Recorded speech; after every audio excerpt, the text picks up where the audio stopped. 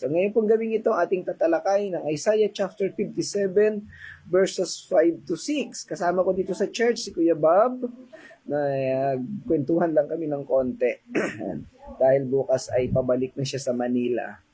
At baka hindi na kami magkita pagbalik niya dito. Ayan. Anyway, salamat po muli sa inyong lahat. Tayo po'y magsimula sa pamamagitan ng pananalangin. Ama naming Diyos na dakila sa lahat, salamat po muli Ama sa gabing ito, sa iyong patuloy na pagsama, sa iyong patuloy na pagbibigay ng panahon sa amin upang makapag-aral ng iyong salita. Patuloy mo kaming pagpalain, patuloy mo kaming gabayan at pangunahan Ama sa gabi pong ito. Pinapagkatiwala ko sa iyo ang lahat ng ito, Amang Diyos. Sa pangalan ng Panginoong Hesus. Amen. Okay, so Isaiah chapter 57 verses 5 to 6. Medyo sensitibo ang ating talakayan sa gabi pong ito. At ating nawa ay maipaliwanag natin ng maayos. Ano po? Bago tayo pumunta sa 5 and 6, atin munang talakayin ang verses 3 to 4 dahil yun ang pinakapanimula at pundasyon. Tinalakay sa 3 and 4 yung paglapastangan ng mga Israelita sa Panginoong Diyos, yung pagbabaliwala nila sa mga kautusan ng Panginoon, paglabag sa kaniyang batas, sa kaniyang mga tagubilin, at sa lahat ng mga bagay na tumutukoy sa pagsamba kay Yahweh. Sila ay sumamba sa mga Diyos-Diyosan. Kaya doon sa verse 3, sila itinulad o ikinumpara ng Panginoon sa mga mangkukulam o mga ngalunya o yung mga sorcerer na gumagawa ng mga kasuklam-suklam na gawain sa Panginoon. At nakita natin doon kung gaanong kalalim ang kanilang kasalanan. Sa gabing ito, mas lalo pa nating makikita kung ano ang mga kalapastanganan. Sorry for that word, pero yun po ang termino na akma sa ginawa ng mga Israelita sa Panginoong Diyos. Ayan. So, ang verse 5, sabi sa verse 5, sinasamba ninyo ang mga Diyos-Diyosan sa pamamagitan ng pakikipagtalik habang nasa ilalim ng mga punong ensina na ipinalalagay ninyong sagrado. Sinusunog ninyo bilang handog ang inyong mga anak sa mga altar, sa may libis, sa loob ng mga yungib. Ayan. So medyo sensual, medyo malaswa ang dating ng ating tatalakayin sa gabing ito. This is a worship, a sensual worship in the form of sex. Nakakalungkot po dahil ito ay naging kultura at tradisyon sa kapanahunan ng Lumang Tipan. At ito rin po ang isang isinaayos ni Apostol Pablo sa lugar ng Ephesus. Mauunawaan natin doon. Sa Ephesus, yung church ng Efeso ay nasa lugar kung saan nandun yung isa sa 7 wonders of the world na yung ribulto ni Diana na tinatawag ding Artemis. Ito ay sinasamba ng mga hintil. At sa kanilang pagsamba, ang activities na ginagawa nila ay tinatawag na Bacchanalian orgies. Kung may mga bata po kayong katabi, ay alalayan po ninyo. Ang ibig sabihin ng Bacchanalian orgies, it is an actual sexual act. Pakikipagtalik sa mga babae sa sistemang palit-palitan ng partner. Sa lugar ng Ephesus, sa kapanahunan na yon, laganap ang mga prostitute. At ang mga prostitute na yan ay inuupahan, binabayaran ng mga sumasamba kay Diana upang gamitin sa panahon ng pagsamba. Medyo nakakapanlumo, hindi natin akalain na mayroon pala talagang ganito. Nung ako ay nasa PUP pa, hindi ako pa Kristiyano, ito ikinukwento na ng isang kaklase ko sa masteral. Sabi niya ganoon ang sistema ng pagsamba nung unang panahon. Hindi ako makapaniwala na mayroong ganon. Yung pala sa pag-aaral natin sa Bible, sa pagre-research natin, totoo palang nangyayari yon. So malalaman natin mamaya bakit nila ginagawa ang bagay na ito. At nakakapanlumo dahil this is supposed to be a holy activity, spiritual worship. Pero ginagawa nila sa isang napakapangit, napaka-immoral at bastos na gawain. Well, ang sex act ay hindi bastos kung ang gagawa ay mag-asawa. Dahil yan ay part ng buhay ng mag-asawa. Pero sa ganitong sistema na pinag-aaralan natin, ito ay isang pwedeng sabihin bastos or immoral. Ayan. Okay. Ang talatang ito ay nagbibigay diin sa pagpapahayag ng mga maling gawain ng mga Israelita at pamamaraan ng pagsamba sa mga Baal at mga Diyos-Diyosan, sa mga kakahuyan, mga burol at puno, sa ilalim ng bawat luntiang puno na nagpapahiwatig ng kanilang sinkritismo o syncretism na lumalabag sa tipan sa paganismo ng mga Kanainita habang inihahambing ito sa tunay na presensya ng Diyos sa gitna ng mapagpakumbabang at pagsisisi. Okay. Patatalakay natin maya-maya bakit nasa ilalim ng lunti ang puno nila ginagawa ang pagsamba na combined ng mga ganitong sensual act. Nabanggit yung salitang syncretismo. Ito ay isang matinding paggawa ng mga bagay-bagay na kakaiba at parang pinaghalo-halong maling uri ng pagsamba na pinulot sa iba't ibang lahi, sa iba't ibang kultura. Yan ang salitang syncretismo or syncretism. Pwede nyo pong i-search sa Google yung word na iyan. Now, ang ginagawa ng mga Israelita na pagsamba na tinatawag ng orgies o kaya ay sensual act ay ayon dito sa tala na ito, kahit yung mga pagano sa Kanaan ay hindi ginagawa. Mas matindi pa, mas masahol pa sila sa mga pagano. Kumbaga, ang kanilang ginagawang pagsamba, ang ginagawang pagsamba ng mga pagano ay sabihin nating level na negative 10. No? Dapat ay nasa 1 to 10 tayo dahil Kristiyano at mananampalataya.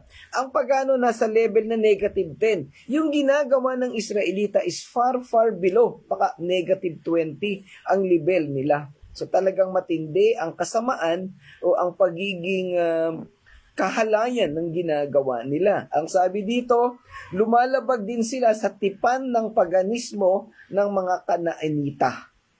Kaya galit na galit sa kanila ang Diyos.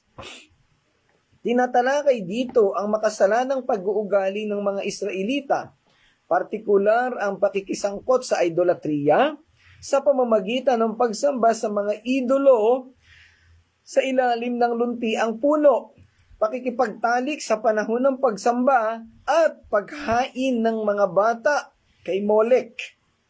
Ang pangunahing tema ng talatang ito ay makasalanang pag-uugali ng mga Israelita at ang mga kahihinatnan ng kanilang haharapin sa pagtalikod sa Diyos.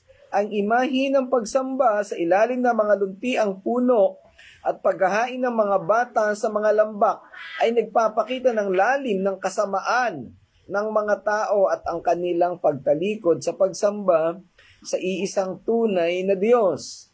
Ang mga gawain ng mga taong ito ay hindi simpleng paglabag at pangangalunya kay Yahweh. Ito rin ay paglabag sa sistemang pagano ng mga hintil sa Kanaan, kagaya na nabanggit natin kanina. Mas malala pa ang kanilang mga gawain sa mga hintil na hindi sumasamba kay Yahweh. Sa pamamagitan ng pakikibahagi sa idolatriya sa ilalim ng mga luntiang puno, hindi lamang tinatalikuran ng mga Israelita ang kanilang tunay na pagsamba sa Diyos, kundi sinusunod din nila ang mga gawain ng mga paganong bansa sa kanilang paligid. Nabanggit natin kanina yung sistema sa Ephesus o sa mga karatig na lugar ng church in Ephesus. Na yun nga yung Bacchanalian orgies, no? Talagang makahayop na pakikipagtalik sa panahon ng pagsamba. Okay, ano bang ibig sabihin itong ginagawa nila na to? Actually, ang tawag nila dito, ang iba dito ay fertility worship. Fertility worship o pagsamba na tumutukoy sa kasaganaan. Sa panahon natin ngayon, pwede itong iugnay doon sa prosperity worship or prosperity teaching. Sa pamamagitan ng gawain nila na ito, umaasa sila na sila'y pagpapalain ng Diyos, payayamanin sila, at bibigyan sila ng anak, no, ng mga supling, kaya fertility worship. Yan.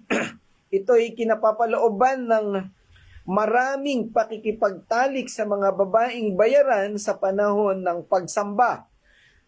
Ang kanilang pagsamba sa Diyos-Diyosan ay itinuturing nilang banal o sagrado ayon sa paggawa ng pakikipagtalik sa ilalim ng puno ng ensina.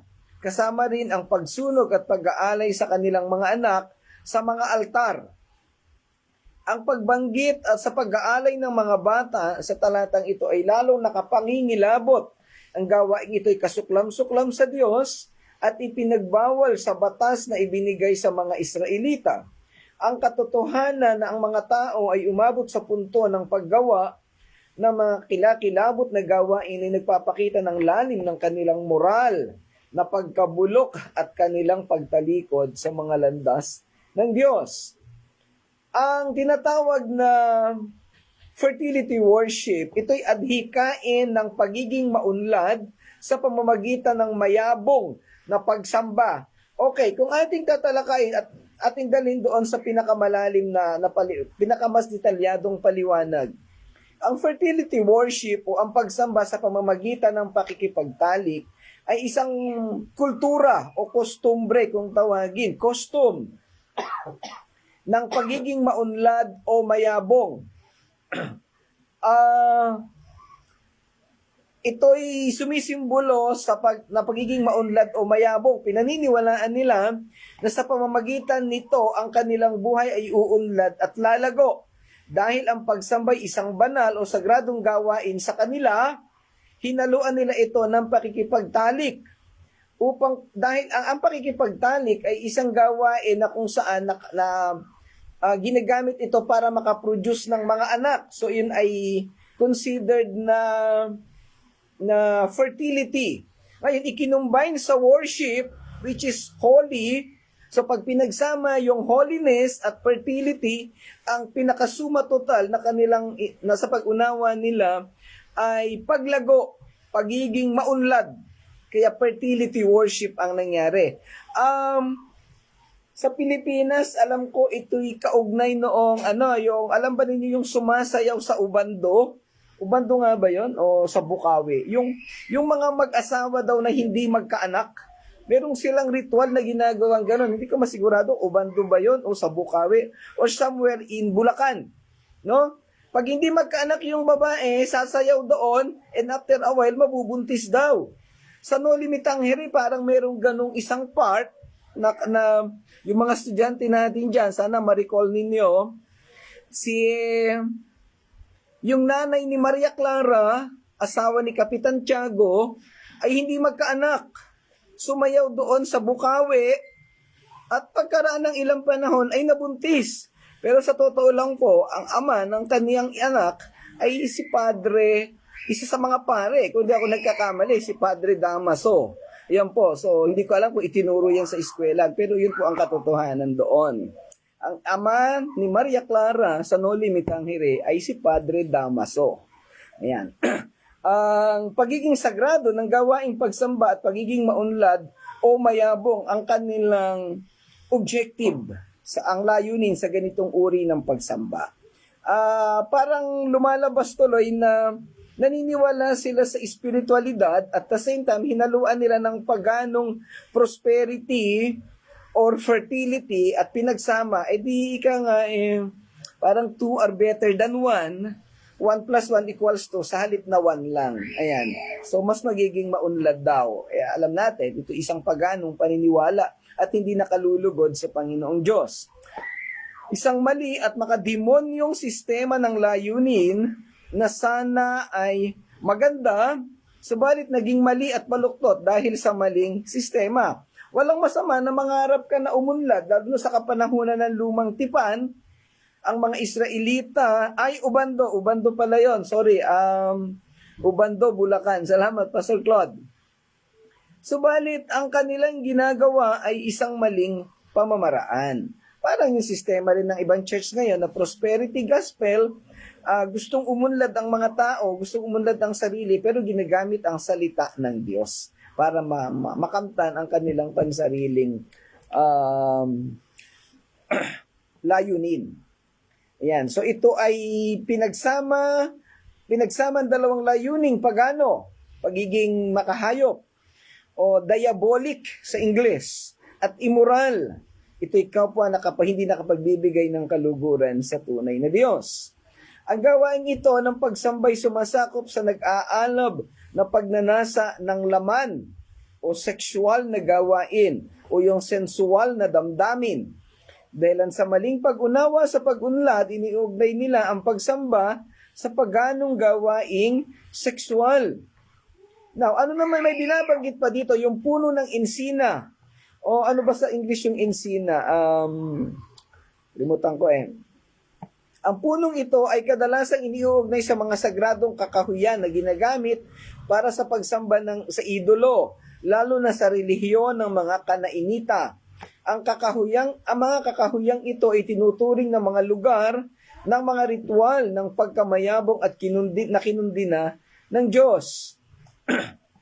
Ang mga imaheng ito ay nagpapahiwatig hindi lamang ng pisikal na pagnanasa kundi pati na rin ang espiritual na pagtataksil sa Diyos. Yung sa ilalim ng bawat luntiang puno, ito isang karaniwang gawain sa sinaunang paganismo na kinasasangkutan ng pagsamba sa mga Diyos ng kalikasan tulad ni Baal, sa mga sagradong kakahuyan o sa ilalim ng mga puno na sumisimbolo sa pagkamayabong at mga bawal na pagsasama, cohabitation, ano? Ito'y kinapapalooban ng nag-aalab na pagnanasa sa mga Diyos-Diyosan. Inilalarawan nito ang maalap at maling debosyon ng Israel sa mga paganong Diyos na kadalasang iniuugnay sa pagsamba sa pagkamayabong o yung fertility worship o maling pagkaunawa sa pagiging mayabong ng buhay. Gaya ng pakikipagtalik na simbolo ng pagiging maunlad at mayabong, ang pagsamba sa ilalim ng puno ay simbolo rin ng pagiging mayabong. Dahil sila'y nasa ilalim ng berding puno, ang berding puno, yung green, ito ay simbolong kulay ng pagiging mayabong. Sa panahon natin, ito'y tinatawag na prosperity worship, kung saan ang gawain ay iniuugnay sa mga simbolo ng pamahiin. Yan, okay. So, yun po ang takbo ng kanilang pagsamba. Karimari-marim, kasuklam-suklam, sa harap ng Diyos. Ang comparison ay isang makahayop na gawain na kahit mga paganong Kanainita ay hindi ginagawa. Pero sila na pinili ng Diyos ay ginagawa nila. Ang isa pa, yung pagpatay sa mga laanak bilang mga handog. Ito'y isang kakilakilabot na pagtukoy sa gawain ng mga Kanaanita na nag-aalay ng bata na nagpapahiwatig ng lalim ng kanilang pagtalikod sa pananampalataya at ang tindi ng kanilang kasalanan laban kay Yahweh. Yung pag-offer o paghahandog ng bata o ng anumang taong may buhay, ito'y isang gawaing makademonyo, demonic act ito. Hindi ko alam kung may nakapanood na kayo ng mga ritual ng mga satanismo. Ang satanismo ay considered na isang sekta na kung saan sa kanilang mga worship, ang ginagawa nilang, isa sa bahagi ng ginagawa ng kanilang ritual ay pakikipagtalik sa isang babaeng birhen. Wala pang karanasan. At pagkatapos nun ay papatayin ang babae at iaalay ang dugo nito sa dyablo. So yan po. So itong ginagawa nila to is a form of satanic act. Sa panahon natin ngayon, maraming mga ganyan. May mga yungib, may mga kuweba sa, I think Mount Banahaw ang isa no? May mga lugar na talagang kinapapalooban. May mga namamahay sa ilalim ng mga bundok, sa mga kuweba doon na gumagawa ng ganyan.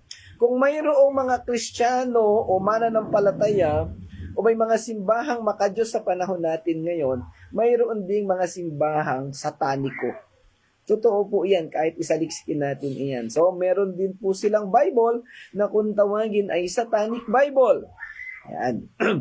Okay, ang iba pang kahulugan na binabanggit dito, inilalantad ng talata ang malalim na espiritual na pangangalunya o pagtataksil sa Diyos. o yung tinatawag nga nating syncretismo. Muli, ang syncretismo or syncretism ay tumutukoy sa paghahalo ng iba't ibang gawain upang magawa ang isang bagay, upang ma-produce o makuha ang isang bagay na gusto natin. At sa aspetong ito, pinaghalo-halo nila yung spiritual worship, yung fertility worship, yung pakikipagtalik, yung paggawa nila ng ganitong karimari-marim na gawain sa ilalim ng maberding puno, sa mga gubat, dahil ang gubat ay simbolo rin iyan ng fertility, ng blossoming, yung pagtubo. Kasi malusog, tumutubo yung mga halaman. So again, ang pinaka primary objective ng lahat ng ito ay kaunlaran o kaya ay kasaganaan. Yan, welcome po. Salamat po Ate Alma sa inyong pag-join. Yan. Ang gawaing ito ay tunay namang nakakakilabot. Hindi mo iisipin na may gawaing ganito. Biro mo, sasamba ka sa Diyos, tapos ang gagawin mo ay makikipagtalik ka sa hindi mo naman asawa. Parang diabolic nga, makahayop na gawain. Tapos doon sa Ephesus, ang nakakaano pa nito, palit-palit ng partner. Di kasi, magay, nung panahon na yon hindi pa uso ang AIDS. Kaya pero sa panahon ngayon, hindi ko alam. Malamang may gumagawa pa rin ng mga ganyan ngayon, yung mga kulto, no?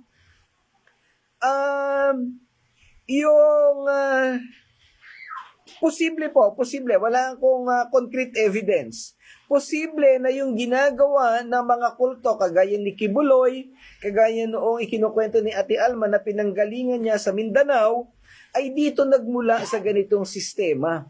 Kaya itong kanilang mga lingkod, yung mga pinuno, may mga pagkakataon na kinukuha yung mga kadalagahan na miyembro ng church at dinadala sa kanilang mga kwarto para gawan ng sexual act.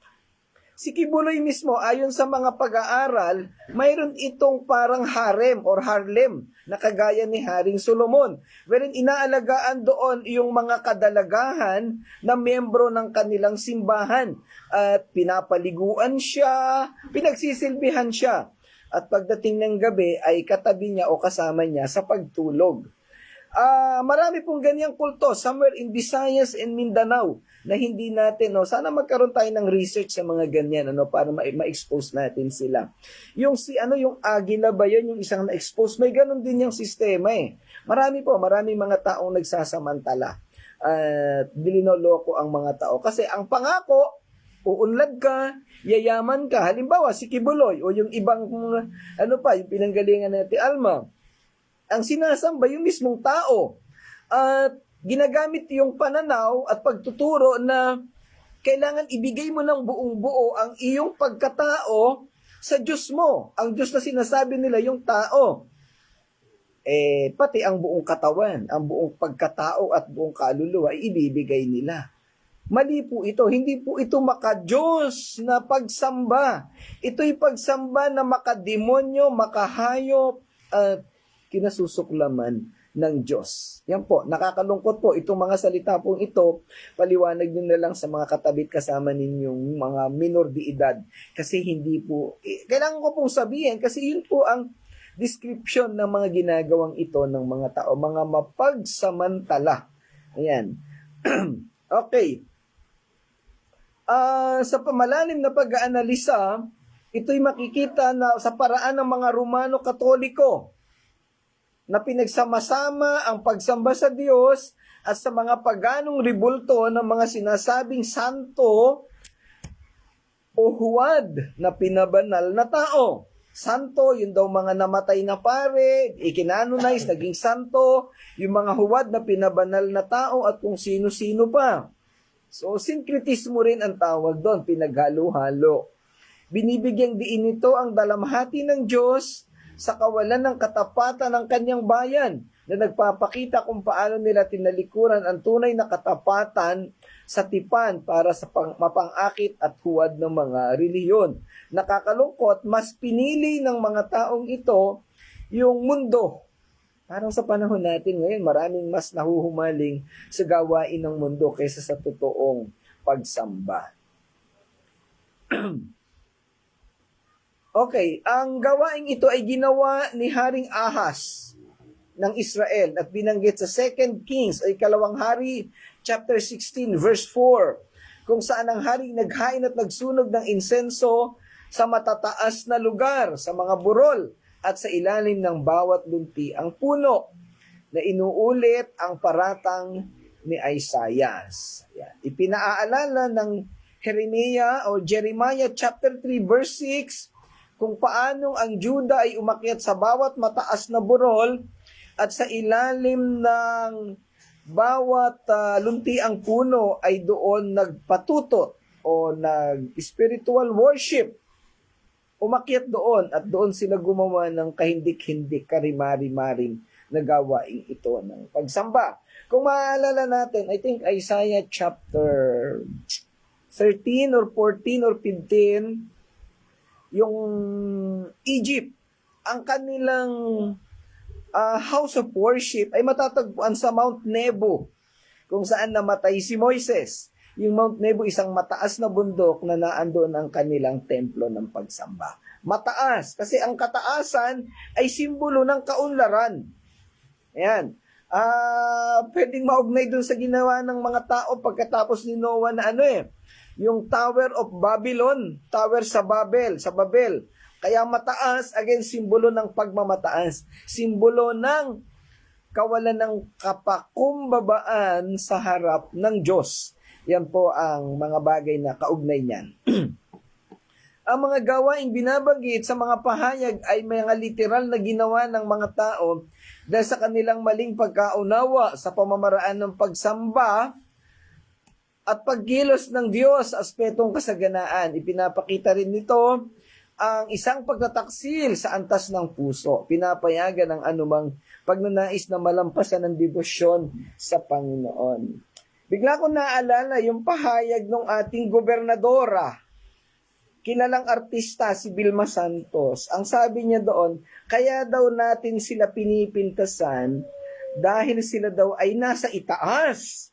Abay, maraming kumuna sa kanya sa Facebook masyadong mapagmataas, masyadong mapagmalaki. Yung pagmamalaki niya na iyon ay ibabagsak sila ng Panginoon.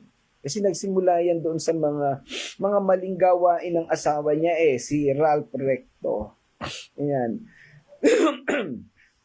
Ang Oseas chapter 4 verse 13 ay naghihinagpis.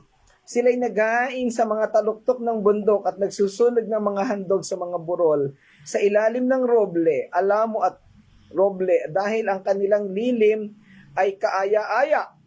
Ang ginhawa at kaginhawahan, hindi ang katapatan sa tipan na nagtulak sa kanilang pagsamba. Pansinin niyo salitang ginamit, ginhawa at kaginhawahan. Sila'y sumasamba kung sa ang lugar na sila'y maginhawa, comfort. Yan po yung ating tinutuligsa sa panahon ngayon.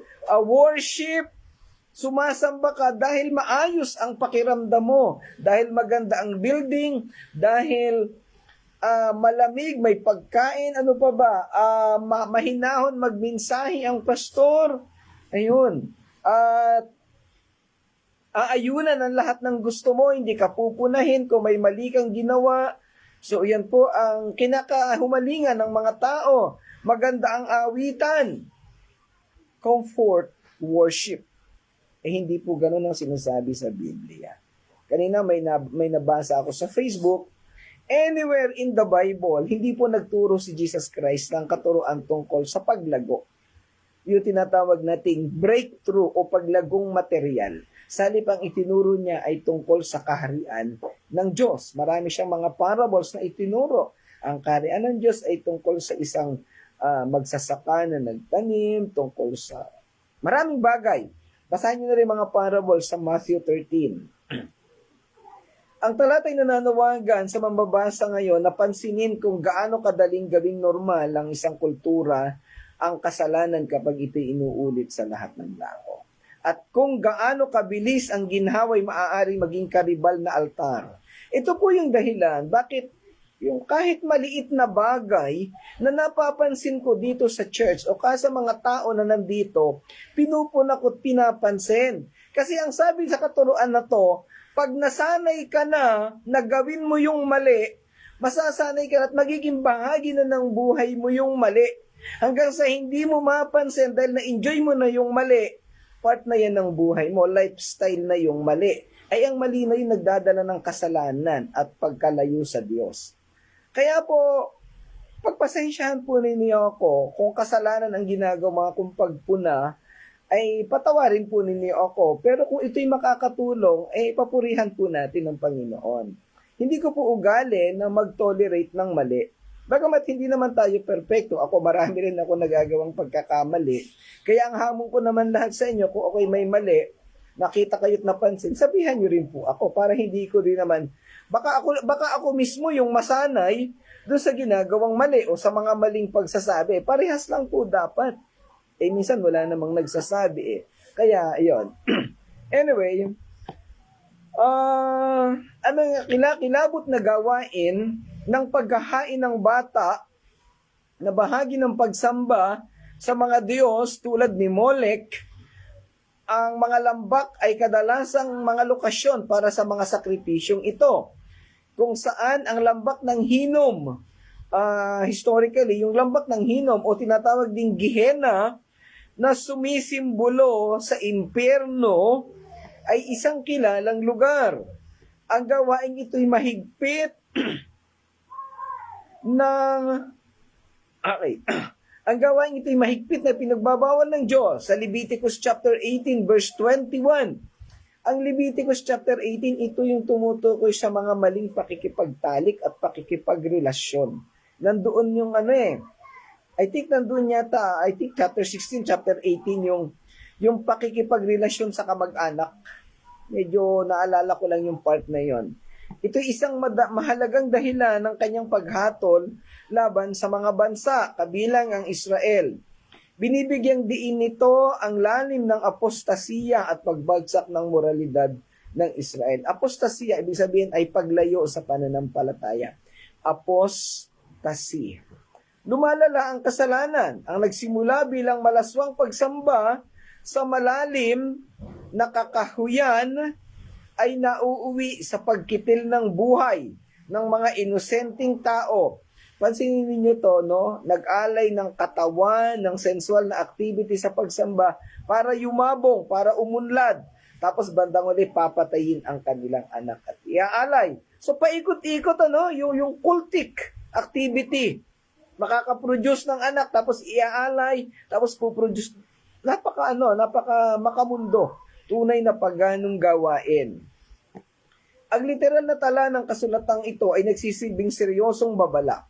Ang idolatry sa huli ay sumisira sa mga pinakamahina.